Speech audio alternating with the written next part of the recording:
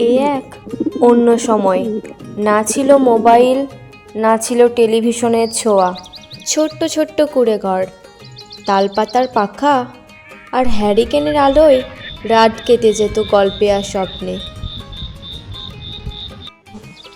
নাসির, সে হলো এক 14 বছরের কিশোর। বাঁশি বাজাতে সে কিন্তু ভীষণ ভালোবাসে। একদিন সে সকালবেলায় রাস্তার ধারে হাঁটতে হাঁটতে একটা চিঠির খাম খুঁজে পায়। এই খামের ভেতরে কি আছে? আর কেই বা পাঠিয়েছে এত বছর আগে এই খামটি? কি আছে এই খামের ভেতরে? রহিম চাচা, গ্রামের ডাকপিয়ন, সবার ভালোবাসার মানুষ কিন্তু সে। তিনি নাসিরকে দেখতে পেয়ে তার কাছে যান। ওটা কোনো সাধারণ চিঠি নয় রে নারিস। আমি এই লেখাটা 25 বছর আগে থেকে দেখছি। ওটা কোনো সাধারণ চিঠি না নারিস, ওটাকে সাধারণ মনে করিস না। তোমাদের বলি, 25 বছর আগে এই গ্রামে একটা ভয়ঙ্কর আগুনে পুড়ে যায় এক জমিদারের বাড়ি। শোনা যায় সে আগুন ছিল ইচ্ছে করে লাগানো। তারপর থেকেই গ্রামের এক অংশে নাকি রাতের বেলা বাঁশির আওয়াজ শোনা যায়। পরের দিন রাতে নাসির বাঁশি বাজাতে বের হলে দূরে কেউ তার সুরের সাথে একই সুরে বাজাতে থাকে বাঁশি। সে এটা দেখে থমকে যায় এবং পিছনে ঘুরে দেখে কে কে ওখানে আমার মতন একই সুরে বাঁশি বাজাচ্ছে? কে ওখানে? আমাকে দেখা দাও। এ যেন এক অবাক দৃশ্য। একটা ছায়ামূর্তি দূর থেকে তাকিয়ে থাকে, তারপর অদৃশ্য হয়ে যায়। পরের দিন আবার সে একই মুগ্ধতা ভরা সকাল।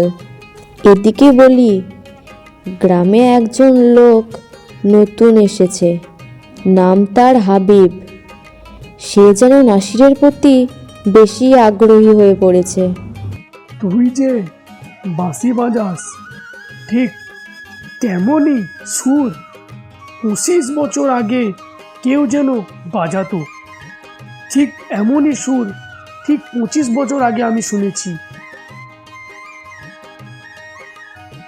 এদিকে আবার রহিম চাচা হাবিবের ওপর সন্দেহ করতে শুরু করেন। এবার নাসির ও রহিম চাচা চিঠির সূত্র ধরে পুরনো জমিদার বাড়ির ধ্বংসাবশেষে যায়। সেখানে তারা পায় গোপন সূত্র। যে বাঁশির সুর চিনবে সেই বুঝবে কে বন্ধু মুখোশ পরা শত্রু আর কে সত্যিকারের বন্ধু। হাবিব আসলে সেই জমিদারের ছেলে, যিনি বছরখানেক আগে আগুনে পরিবার হারিয়ে বিদেশে চলে গিয়েছিল।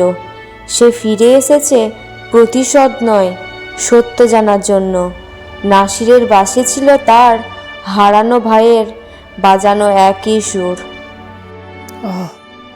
এই সুর শুনে আমি ছোটবেলায় কথা মনে পড়ে যায়। আমি সেইখানে ফিরে যাই। আমি কোনো রকম প্রতিশোধ নিতে আসিনি, আমি শুধু এই সুরের একটু শান্তি খুঁজতে এসেছি। এই সুর আমার খুবই পছন্দের। গ্রামের লোকেরা পুরনো ভুল মাপ করে হাবিবকে গ্রহণ করে নেয়। নাসিরের বাঁশি এবার পুরো গ্রামে বাজে, আর সবাই মনে করে পুরনো সময় আবার ফিরেছে।